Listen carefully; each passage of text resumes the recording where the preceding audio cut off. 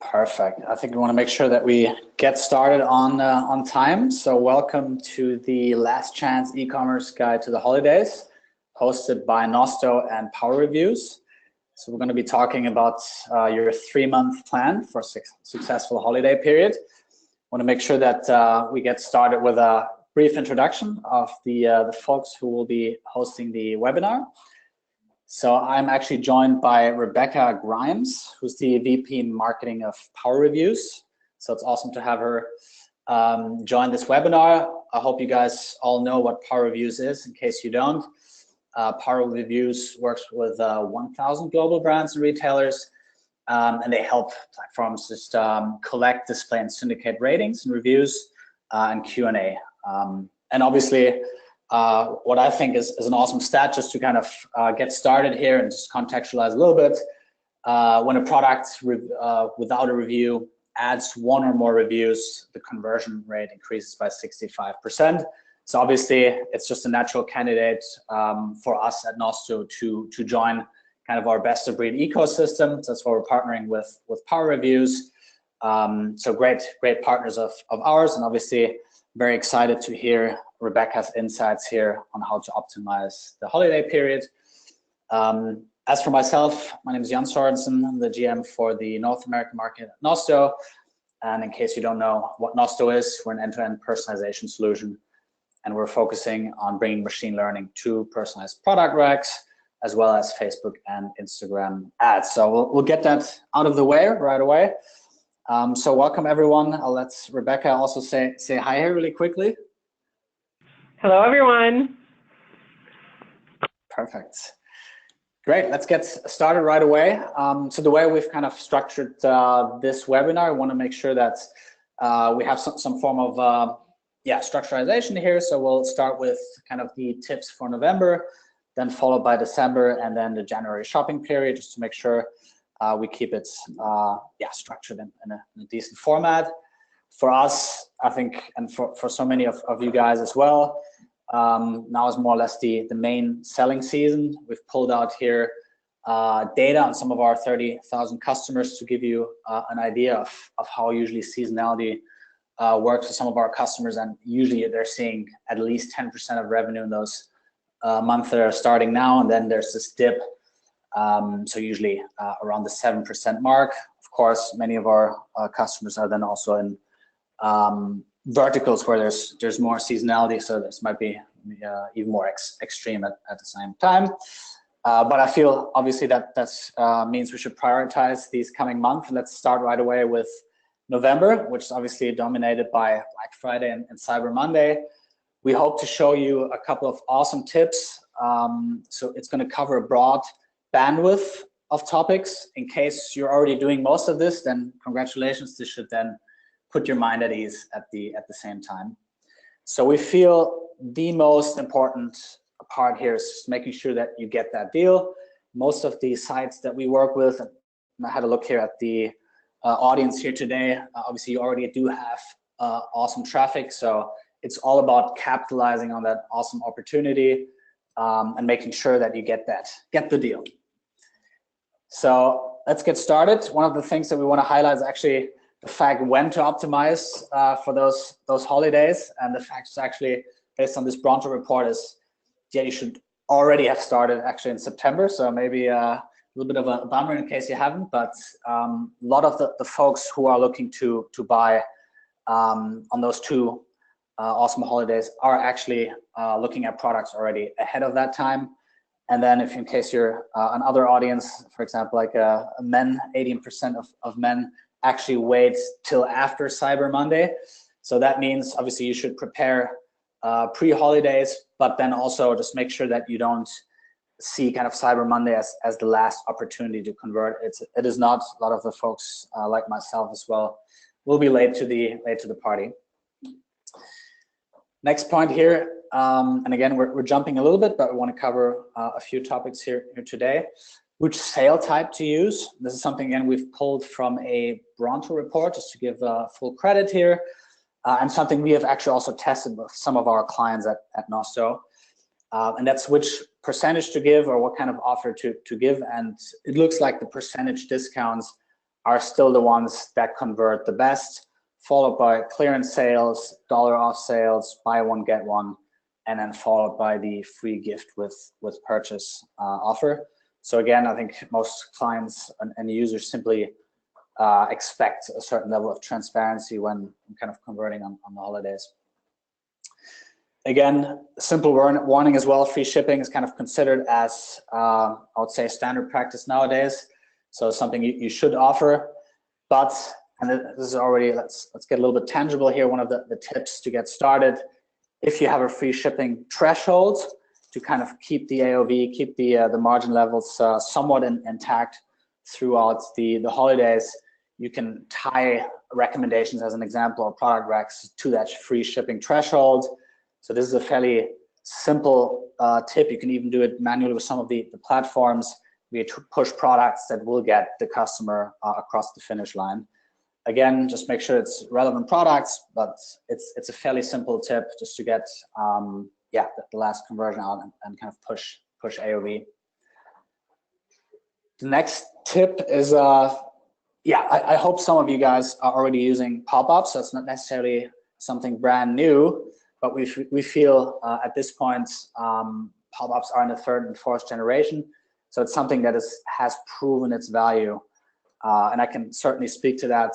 I've done more than 1,000 implementations with Nosto. It is something that works across the board, whether it's luxury, whether it's cheaper goods, it always works. And the way we like to do it is kind of start with a simple double tap strategy. So that's hit the customer for new customers, and then also make sure to do at least one exit intent pop-up. It's a simple strategy. If you want to take it a step further, there are obviously ways to make that more complex, tie it to different trigger points. You can tie it to different traffic sources. So these are kind of personalized pop-ups as well. But the format, it just works. Whatever kind of your personal preference, I've just seen it convert like crazy. And again, from our perspective, make it as complex as possible, have a proper strategy behind it. This on-site retargeting within the session is something you should look into, whether it's based on page views, whether it's based on cart events.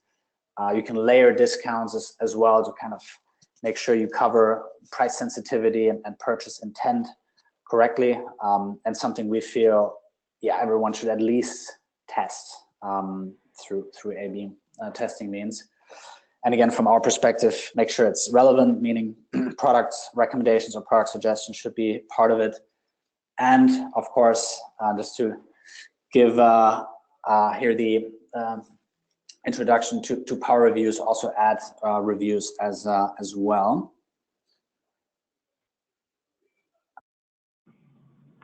So thanks, John. I'm so glad we're touching on shopping cart abandonment today, because combating it becomes more important every year.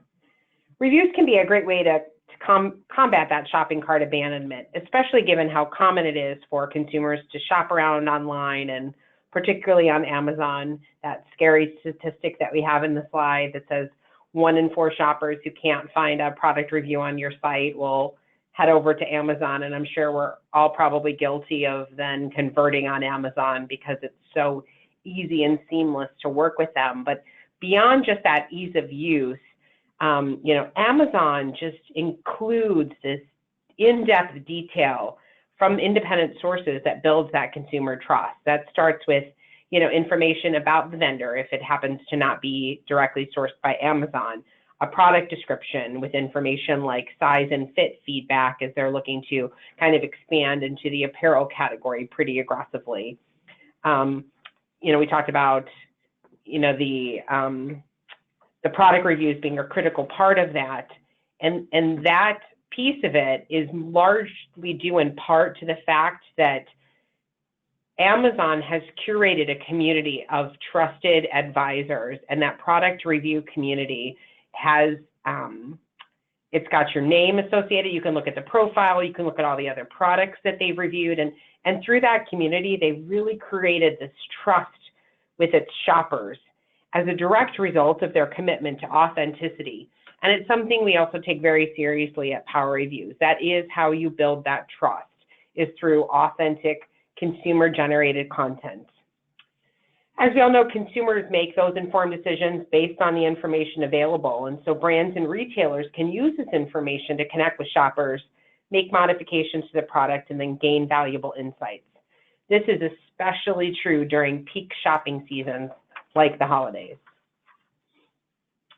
Next slide.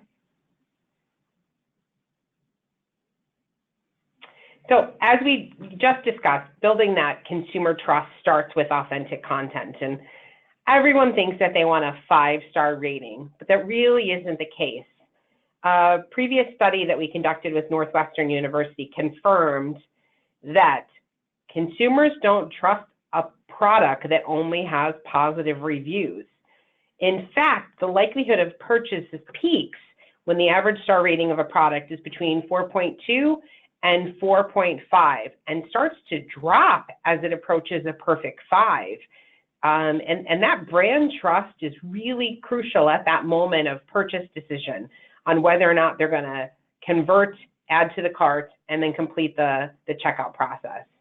So think about that. I get really excited when I am online shopping and kind of see that sweet spot of 4.2 to 4.5, because that gives me the confidence, and most consumers will look at the top reviews, look at the low reviews, and then make an informed decision, and usually can decipher whether or not they relate more to the persona of the person who's rated them high versus a persona of whom has rated that product low. So we'll talk a little bit more about the importance of star ratings as we move on, but right now I'm going to turn it back over to you, Jan. Perfect. Yeah, awesome, awesome insights, Rebecca. So I'm just going to continue kind of with the Nosto sides. I know we're covering again a lot of bases here. We've talked a little bit about the on-site bit.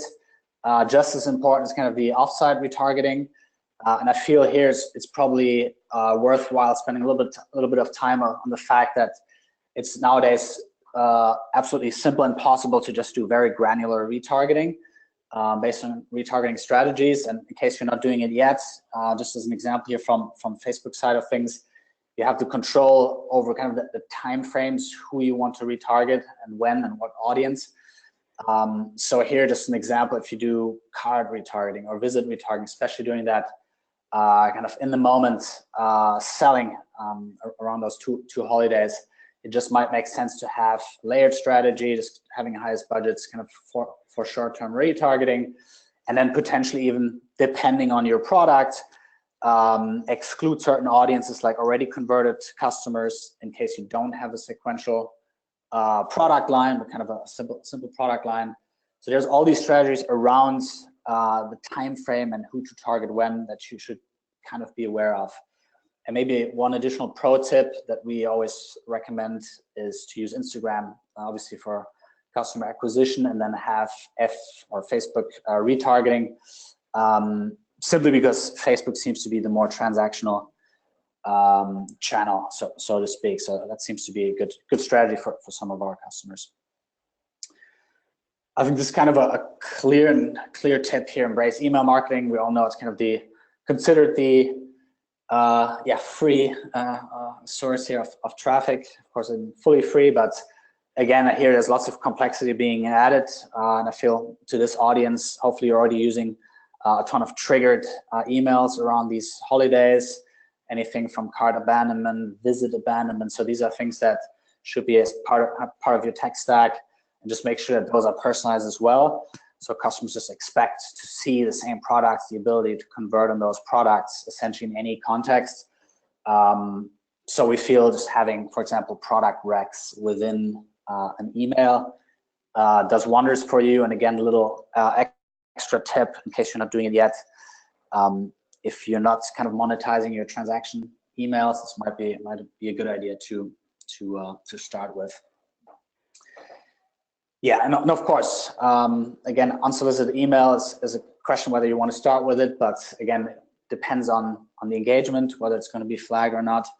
And one of the things, then again, throwing this at Rebecca here, is the fact that you can use email also in a different context. I'm going to let her speak to that here as well. Great. So email continues to be an important driver for online merchants, as you just heard. You know, not only around the holidays, but year round. And what's unique about email is that not only is it a tool to engage and market to customers prior to purchase, but it's also commonly used by brands and retailers to collect those product reviews post-purchase. So here's how our brand and retailer customers collect, display, and then share those reviews. So it starts with a purchase being made on your site. Once a shopper makes that purchase, we receive their order information. And then after a set number of days, depending on what the shipping constraints are and how likely that consumer is to have used that product, you can set a schedule of when that post-purchase email actually goes out. So we automatically send that email to ask your customer to write a review, share a photo, share a video, etc. And once they receive that email, they can write a review on the product or products. We have a review your purchases email that will collect multiple reviews in one set format as well, since most people purchase more than one product when they're visiting a site. And that's also then captured through that write a review form. And then once that review is written, it goes through our profanity filter, our fraud detection, and then human moderators before it's displayed on your site. And then if you're a brand, you have the ability to share that content to your retail channel partners. So anybody who's carrying that product, that review would show up on that retail site and be badged appropriately that it came from your brand, so that it's, again, reinforcing the trust of that consumer with your brand. And then if you're a retailer, you, as we just mentioned, you receive that branded content from your brand partners. And so it's a great ecosystem of not only collecting that content for display on your site, but also sharing that across the network to any other participating retailers to kind of grow the reach of that content. And as we all know, email just doesn't mean desktop anymore. So Jan, can you touch on the importance of not forgetting mobile this holiday season? Yeah, absolutely. Thank you for that. I think for us here in this context, just to make sure you guys are also capitalizing on mobile, I think one of the strategies you can use is essentially email me my cards as kind of a cross-device strategy, right? So you're browsing on mobile, you potentially want to convert on desktop. So one strategy is to kind of make sure if someone is adding something to the cart on mobile that they can just continue on the desktop. So kind of the, let's call it, cheap way to do it is ask for that email and then have that as a cross-device strategy. There's some folks here in this audience who are probably going to be using other strategies like services that identify customers. There's also a strategy around Facebook. Facebook obviously knows and can tie your devices together, meaning even if you have anonymous browsers on your mobile device, Facebook's usually a good way to identify them and retarget them, right? That's why Facebook is kind of a great deal. So don't forget that as well as kind of part of your email and cross-device strategy. Perfect. And by the way, I also want to encourage questions. We're covering a lot of ground here, so just make sure to get those questions in, and we'll be fielding and answering those questions here in the end. Perfect. So we'll just come to December and the holiday season. Obviously, we've seen how important it is for everyone to just capitalize on the opportunity here, and we feel we want to make sure that it's easy to find products, right? It's all about discoverability, which is a challenge both on desktop as well as on mobile. And we know that, of course, on mobile you have less screen real estate, so it becomes even more important. This is obviously where we're kind of in our element here at Nosto. So these are strategies that we use pretty much on any given day. So let's start maybe with simple strategies around the homepage, something you should be using. Let's start with a very simple one, a bestseller. So tapping into the crowd logic. So what is currently trending, what is kind of flying off the shelves. So what we like to do here is usually choose a very low time frame. It can be 24 hours, depending on traffic, can even go down as low as 1 hour, just to be super dynamic and kind of reflect what the customer wants to see, and then complement that with personalized recommendations, which can be based on things like traffic source, geolocation, and so on. just to make it kind of a one-to-one conversation. There's a large kind of literature around thematic browsing. So some of our customers more on the transactional side, they use category bestsellers. So instead of just having one global bestseller, they choose 3 or 4 of their top performing categories and then have kind of more Amazon style layout on the homepage. That works pretty well as well. Looks transactional, but doesn't have to as well. And of course, something we at Nosto and obviously PowerReviews also encourage is to use those data points. What's the score? What's the reviews? What's the rating count? And that can influence the recommendations as well. Simple example here is the Swedish side. We work with Boomerang Store that just used most popular this week. So kind of highlights also the time frame. And then they have a recommended for you recommendation algorithm running here on the homepage. Here's kind of a little tip that I like to give, even if you're not using a recommendation provider currently. There's one way you can improve your homepage performance is to have a simple browsing history on the homepage. Obviously, it doesn't do anything for product discoverability, but it allows you to continue shopping, just as you do when you log into Netflix, says continue watching. It's the same with the browsing history. It's something you can do really quickly, even if you don't want to purchase recommendations at this point. But of course, yeah, we obviously add a lot of intelligence here as well. Maybe 1 or 2 words here on the recommendation styling. Again, what we also always like to highlight is that recommendations don't have to look like they do on Amazon. Some of our customers choose kind of more elaborate schemes. So this site called Naked from Sweden, fast fashion, Magento site, and they're dedicating this right-hand side column to personalization. So we feel that's a pretty cool way of doing recommendations without following that purely transactional Amazon style approach. And again, best performance is if you have recommendations across the entire funnel. So that usually starts with a recommendation on the homepage, having cross sells on PDP, having a reminder recommendation on the cart page as well as kind of add-on items as well as and then top that off with free shipping recs.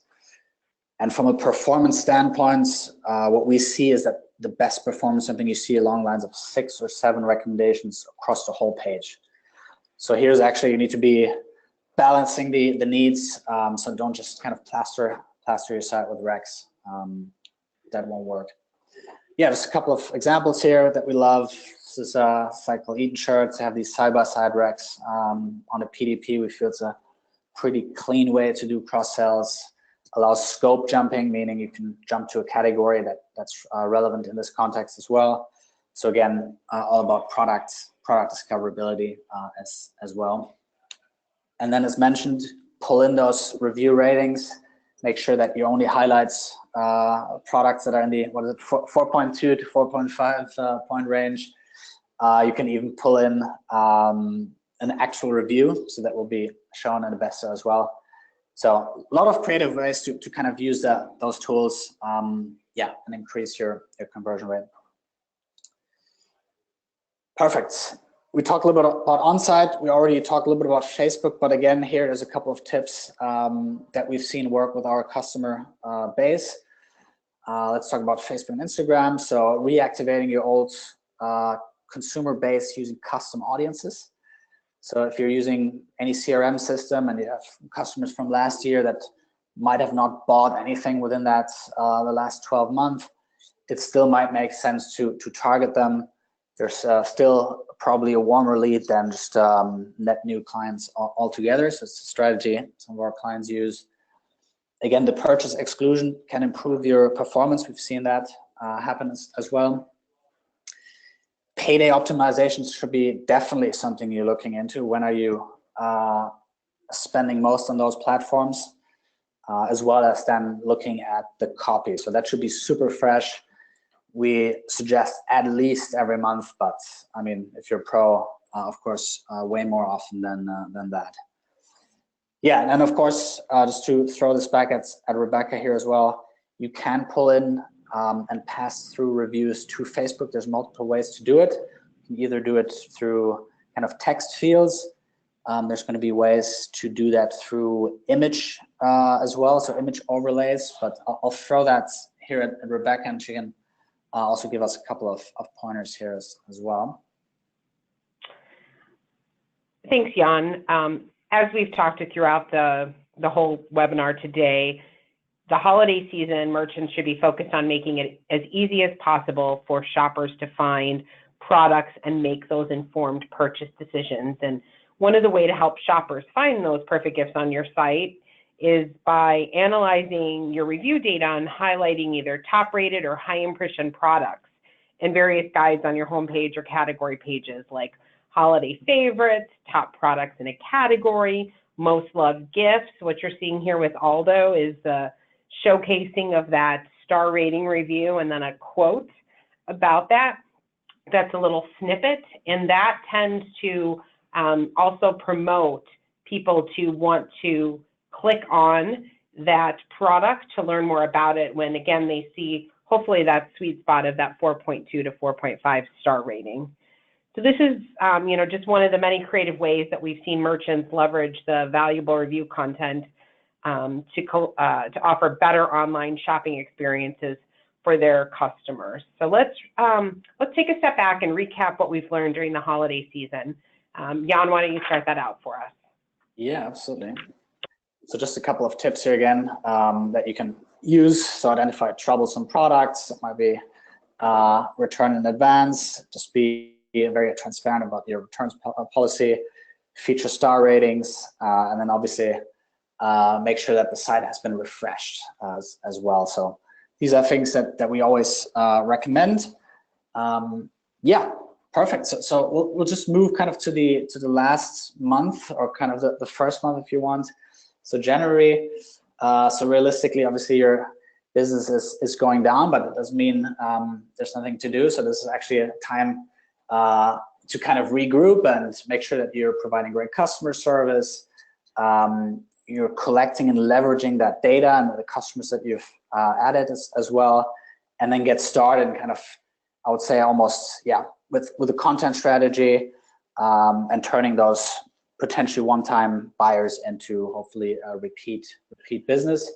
There's a couple of ways to do that, and potentially start with returns, kind of an ugly topic, but I think for us it's really important to showcase your operational skills here as well. So I think here is something you can impress your customer base with. So I think if your return policy is not particularly great, it's going to be a one-time user only. But obviously if you have a great and seamless return policy, the stats do indicate that you will be able to get an increase in business.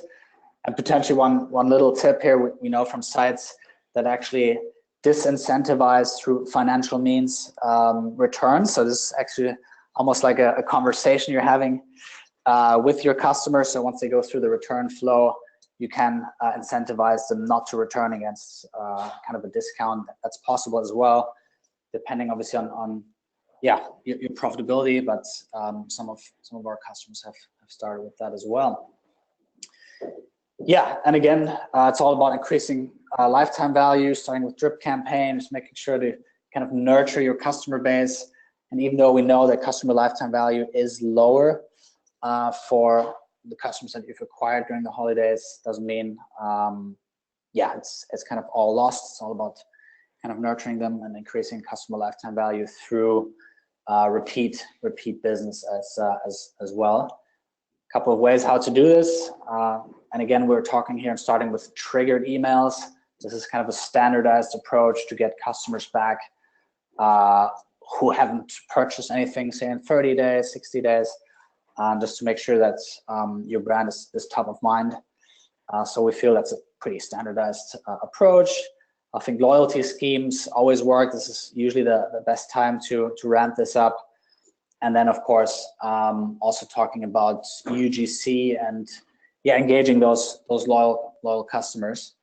And I'm going to have Rebecca share some of the best practices around that as well. So encouraging loyalty after the holidays. So Rebecca, I'm just going to hand it to you. Thanks, Jan. So after you guys are wildly successful with your holiday season, it's important to really capitalize on that momentum as you head into January. So use that time after the holidays wisely. You've got a bunch of folks that are just starting to use their products that they would have gotten as gifts, and it's a great time to identify your loyalists for retargeting and future campaigns. But don't just look to identify your loyalists by how much money they spent with you this past year or during the holiday season. Use the content that they generated and submitted to you as a strong indicator of their customer loyalty and their advocacy for your brand. Identify contributors of helpful content. For example, look at the number of reviews they've written, as well as the components of those reviews, including helpful votes, visual content submission, either through photos or videos, and even the length of the review when thinking about how to identify those loyalists. Next slide. So these ideal customers that you identify are the ones you want to engage with and continue to collect user-generated content from, which in turn will drive future sales. There are several creative ways merchants go about doing this. Once you've identified these helpful reviewers, ask them to contribute additional content.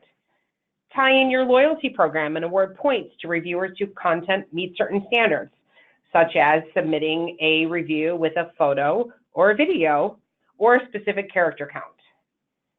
Also be sure to appropriately badge any of those reviews that are generated if there's some kind of incentive attached to it. So you can use incentives like sampling programs or a sweepstakes, and you just want to make sure that you appropriately badge that content so you have full transparency, as we earlier talked about the importance of authenticity.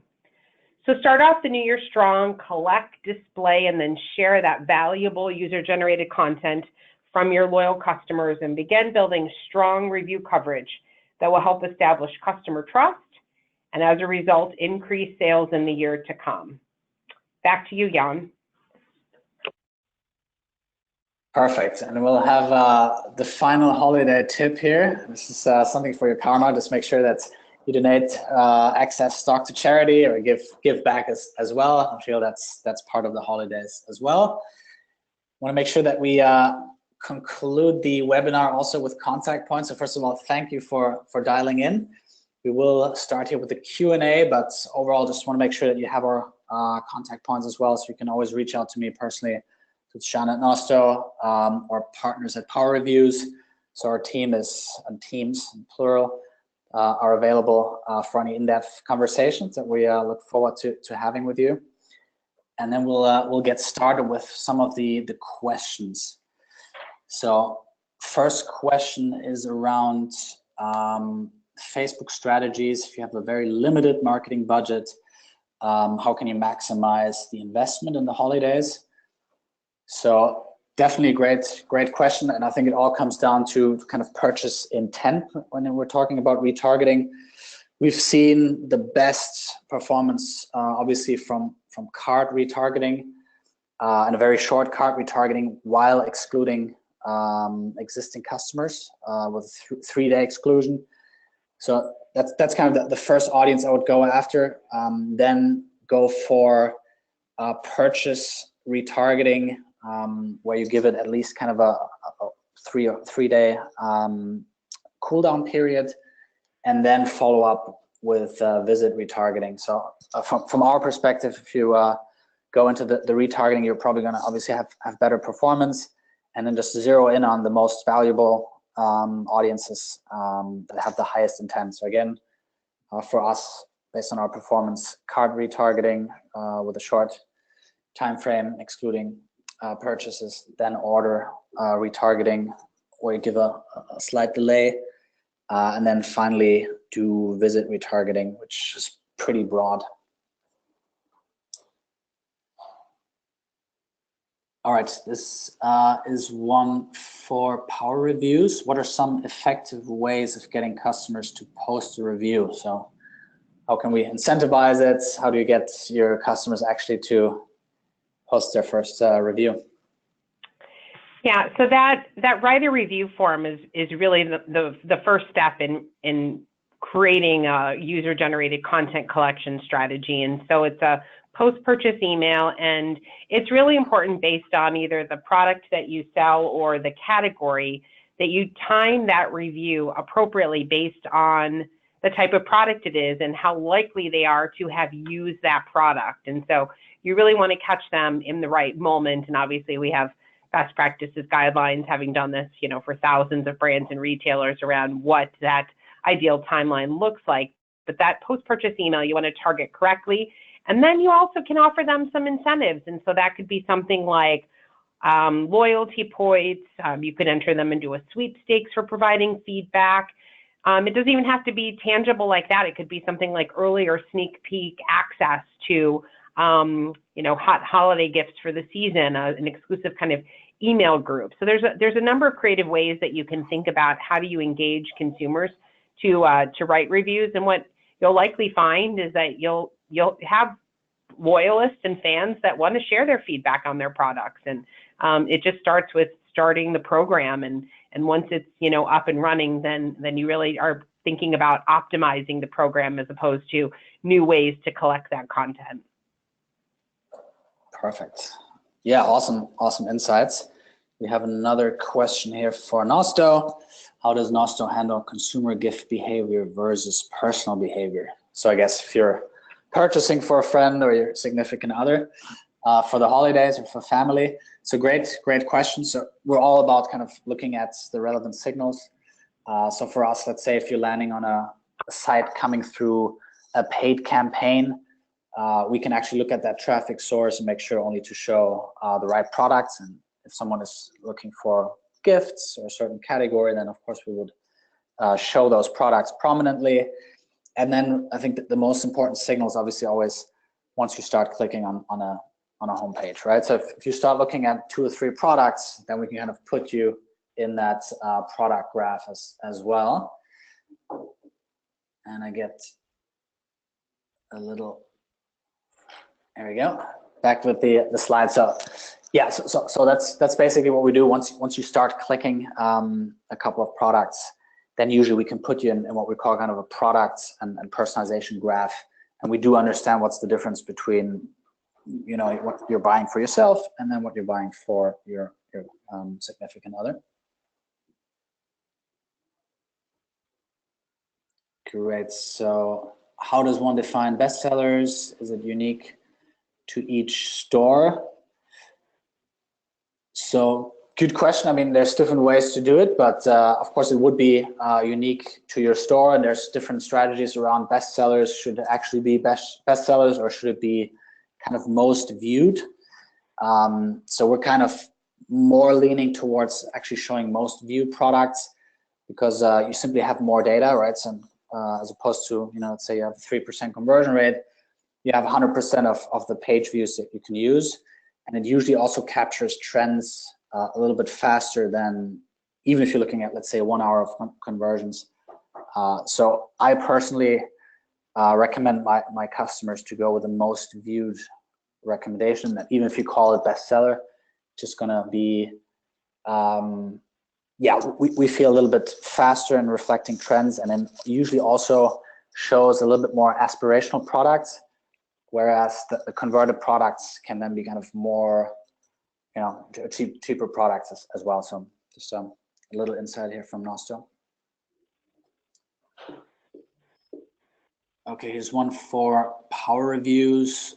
Can consumers submit videos or photos when reviewing products? And how, again, do we incentivize that? Well, as we mentioned earlier, our solution actually allows both native videos as well as those photos to be submitted. And so once you have those pieces of visual content submitted, they're yours to use in remarketing purposes. You own the rights to that. Unlike curated content that you would grab from Instagram, where you have to ask permission from that consumer if you can reuse their content for marketing purposes, you can display that in a carousel on your site. Video and image is so critical. In fact, a recent PowerReviews study found that 72% of shoppers say they're more likely to buy a product that has reviews that features photos and videos over the product beautiful photos that are submitted with your kind of product description. And so that authenticity, again, is just really critical. And you know, the way that you can incentivize are the similar strategies that we talked about before. You can you know, prominently ask for that that visual content to be submitted, and if you submit a review with visual content, you get entered into a sweepstakes or something of that sort. But those same strategies for incentives around loyalty points, etc., are transferable across the different strategies that you want to accomplish.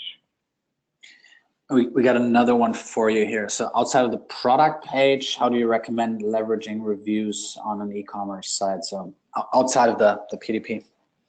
Yeah, so you know, there really is no limit on how and where you can feature those reviews. We've talked about leveraging reviews as part of paid campaigns in today's presentation, category pages, email marketing, and more. You know, many PowerReviews customers, Duluth, for example, leverage reviews as part of a marketing campaign, and they're constantly innovating and pushing the boundaries of where and how this content can be showcased.